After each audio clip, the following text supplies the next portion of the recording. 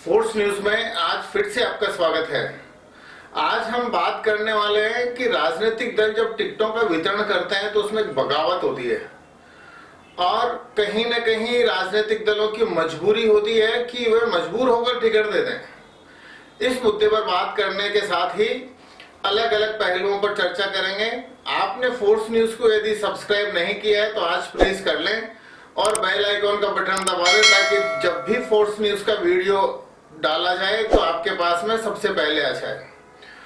साथियों, क्या है कि हिंदुस्तान के अंदर जितनी भी राजनीतिक पार्टियां स्थापित हो जाती है वहां उसका एक वोट बैंक पूरा का पूरा बन जाता है। और वोट बैंक भी अपने आप नहीं बनता है, वोट बैंक कार्यकर्ता बनाते हैं, अलग अलग लोगों से बात करते हैं, दूसरे लोगों को काम करवाते हैं, तो एक धीरे धीरे वोट बैंक बनने लग जाता है।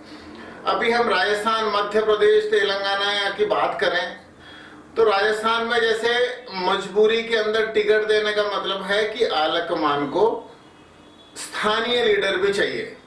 अब ये स्थानीय लीडर बीजेपी के लिए वसुंधरा राजे हो सकते हैं, गजेंद्र सिंह हो सकते हैं, सतीश पूनिया हो सकते हैं, करोड़ीलाल मीणा हो सकते हैं। तो वहीं कांग्रेस के लिए अशोक गहलोत भी हो सकते हैं, सचिन पायलट भी हो सकते हैं। तो कई बार आलकमान के पास में सर्वे के अंदर नाम नहीं पहुंचा या सर्वे के अंदर व्यक्ति हारता हुआ नजर आ रहा है, लेकिन उसका बॉस स्थानीय नेता है। तो अब आज हम पहले बीजेपी की बात करेंगे।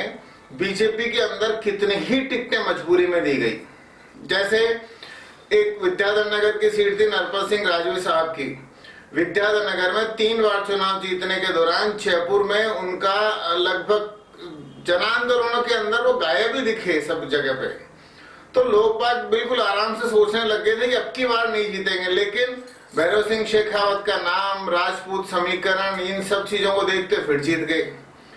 अब ये विद्याधर नगर से क्यों 3 बार से जीतते आ रहे हैं? इससे पहले ये चित्तौड़गढ़ से चुनाव लड़ा करते थे, लेकिन चित्तौड़ के अंदर उनके 2 कार्यकाल रहे और उस दौरान वहां की जनता ने यही बोला कि हमारे विधायक महोदय हैं कहां। तो जब चित्तौड़ से इनका टिकट कटा विद्याधर नगर से मिला तो चित्तौड़ के लोगों ने खुशियां मनाई कि चलो अब तो हमारे पास सक्रिय विधायक आ गए। अब बीजेपी ने जैसे ही दिव्या कुमारी को जयपुर विद्याधर नगर से टिकट दिया तो पूरा भैरव सिंह शेखावत का जो कुनबा है, उनके जानने पहचानने वाले लोग हैं, चूंकि पूरे उपराष्ट्रपति रह चुके हैं और कहीं न कहीं वसुंधरा राजे का भी छोटा मोटा समर्थन रहता है क्योंकि वो भी राज परिवार से ही है। ऐसे में नरपत सिंह राजवी को टिकट देना मजबूरी बन गया। अब यदि टिकट नहीं दें तो भैरव सिंह शेखावत का अपमान होगा। हो सकता है कि नरपत सिंह राजवी हार जाएं, बीजेपी को मंजूर है क्योंकि उनके सामने जो मौजूदा विधायक है वो दम ठोक के खड़े हुए हैं कि भाई अब की बार दूसरी मैं निर्दलीय भले ही लड़ लूंगा लेकिन नरपत सिंह राजवी को नहीं जीतने दूंगा। अर्थात बीजेपी ने कहीं न कहीं मजबूरी में भी टिकट दी क्योंकि उन्हें सबका साथ चाहिए था। इतना ही नहीं, वसुंधरा राजे के कई समर्थकों को टिकट देना स्वाभाविक था क्योंकि लोकसभा चुनाव के अंदर भी वसुंधरा चाहिए।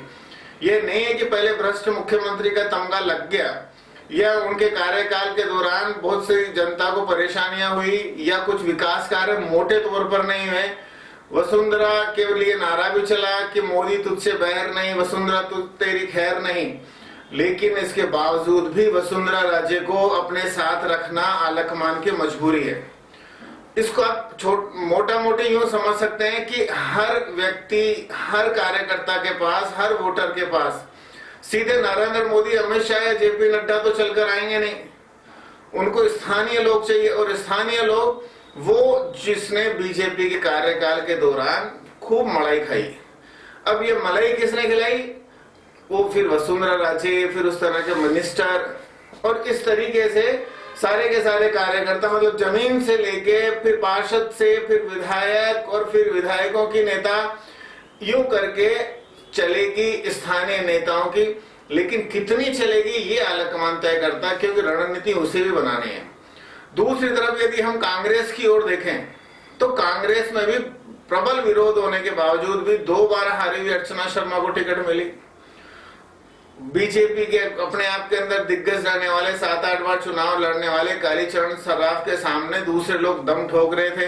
विरोध प्रदर्शन भी हुआ, लेकिन अर्चना शर्मा को फिर से टिकट मिला। हालांकि इसके विरोध में भी अभी कई लोगों ने इस्तीफे दे दिए, लेकिन आलकमान की मजबूरी ही रहती है। चाहे किशनपोल से विरोध हुआ, अमीन कागजी को फिर टिकट दे दिया, आदर्श नगर से रफीक खान को टिकट दे दिया।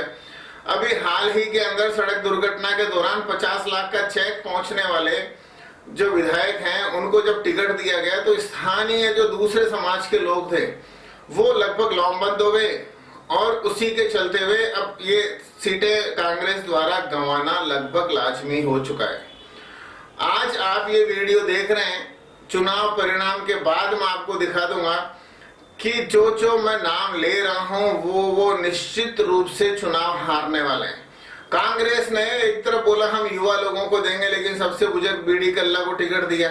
वहां स्थानीय लोग भी थे, लेकिन राजनीतिक मजबूरी बहुत बड़ी मायने रखती है, और ये इसी मजबूरी के चलते जब टिकट वितरण होता है तो आम आदमी के मन में सवाल आता है कि भाई इनको कुछ अकल नहीं है क्या? सही मायने में आलकमान को अकल है, सही मायने में आलकमान को पूरी अक्ल है, लेकिन वो अक्ल सिर्फ इतने नहीं है कि केवल अपने अपने लोगों को या जो सर्वे में सामने है उन्हीं लोगों को टिकट दे दे। सर्वे कई बार मैनिपुलेट भी हो सकते हैं। दूसरी तरफ यदि सर्वे के आधार पे किसको टिकट दे दी जाए और स्थानीय नेता उसके साथ ही नहीं लगे, ऐसी पोजीशन में भी उसका हारना तय है। इसलिए जब कोर कमेटी टाइप की चीज बैठती है, जिसमें दिल्ली के लोग भी होते हैं, राजस्थान के लोग भी होते हैं, राजस्थान के भी नेता, दिल्ली के भी नेता और वहां की कार्यकारिणियों के भी, तो वहां बहस चलती है, लड़ाई होती है, झगड़े होते हैं, आपस के अंदर ऐंठन होती है, अपने अपने फाइलें उठा के जाते हैं कि नहीं इनको अगर टिकट नहीं मिला तो फिर आप मुझे भूल जाओ। अब ऐसी ब्लैकमेलिंग के दौरान जब बड़े लीडर ब्लैकमेल करते हैं आलकमान को, या इसको ब्लैकमेलिंग की जगह हम चर्चा कहेंगे, क्योंकि अकेला कोई भी व्यक्ति कभी भी आलकमान नहीं हो सकता, उसके समर्थक होने बहुत ज्यादा जरूरी है। तो भाजपा के अंदर भले ही जनता केवल 2-3 मोटे मोटे नामों को जानती होगी केंद्र में कि भाई नरेंद्र मोदी है उसकी वजह से भाजपा है, या अमित शाह की वजह से है, या जेपी नड्डा, या वहां के सुषमा स्वराज जो भी दिवंगत हो गई, या इस तरह के पुराने नाम, लेकिन ऐसा नहीं है। ये तमाम स्थापित नेताओं के पीछे जो दूसरा कैडर है वो राज्य के नेताओं का है, और जो राज्य के नेता है उनके पास में तीसरा कैडर है जो पहले के मंत्री हैं, विधायक हैं, उनके विश्वस्त हैं। ये सब टीम मिलके चुनाव को जीतती है। ऐसे ही कांग्रेस के अंदर लोग सोचते होंगे कि भाई सोनिया गांधी, राहुल गांधी या प्रियंका गांधी को अकल नहीं है क्या कि बिना जिसका सर्वे में नाम नहीं आया, जो हारने वाले उनको टिकट दे दिया।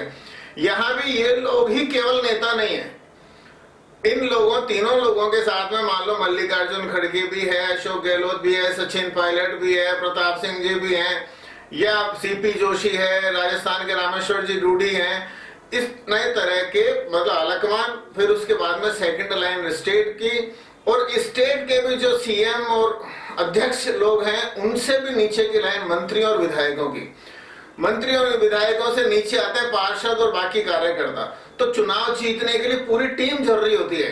यदि केवल आलकमान यहाँ बैठ के, क्योंकि आलकमान खुद तो गलियों में आते नहीं है, उनको क्या पता कौन सा आदमी जीतने वाला है हारने वाला है, लेकिन उनको ये जरूर पता है कि सर्वे में किसी का भी नाम आए, यदि राज्य के नेता उसके साथ नहीं लगे, राज्य के नेताओं के हिसाब से हमने टिकट वितरण नहीं किया, तो फिर हमारी सरकार आना मुश्किल में पड़ जाएगी।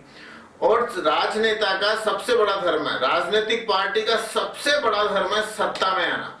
अब वो सत्ता में कैसे आएगी? मुफ्त की रेवड़ियां बांट के आएगी, सिद्धांतों से आएगी, जाति के आधार पे आएगी, धर्म के आधार पे आएगी। ये वो लोग तय करते हैं जिसको अपन आलकमान बोलते हैं, जो घोषणा पत्र जारी करते हैं। लेकिन टिकट वितरण के अंदर मजबूर होकर मजबूरी में टिकट देना ये लगभग सामान्य सी बात है।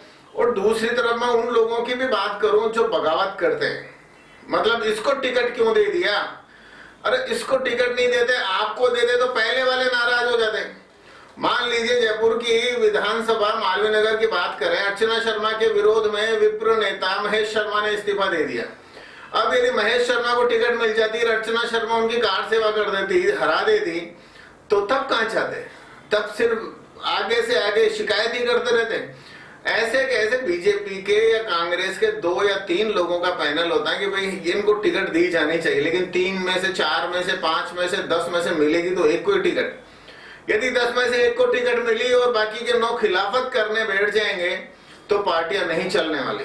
लेकिन राजनीतिक और स्थापित पार्टियों को अच्छी तरह पता है कि ये तमाम लोगों में से हम मैक्सिमम को, अधिकांश को इस नाते मना लेंगे क्योंकि राजनीति में अवसरों की कमी नहीं है। आज विधायक की बात है, कल नगर पालिका की होगी, पंचायत समितियों की होगी या अलग अलग बोर्डों के अध्यक्षों की बात होगी। किसी न किसी तरह की रेवड़ी देके उनको बिठा दिया जाता है और फिर से चुनाव लंबा हो जाता है। जबकि कुछ आम लोगों का कहना है कि यार बीजेपी की आंख बंद है क्या, या कांग्रेस की आंख बंद है क्या, इनको टिकट कैसे दे दिया, इनको तो बहुत विरोध है। विरोध भले ही हो, लेकिन जो विरोध कर रहे हैं कल वो उन्हीं के साथ लग जाएंगे। और जो जो नाम हमने लिए या मजबूरी में लिए, मजबूरी में हो सकता है कुछ लोगों को टिकट दिया या जनता भी खिलाफ है। जय हिंद, वंदे मातरम।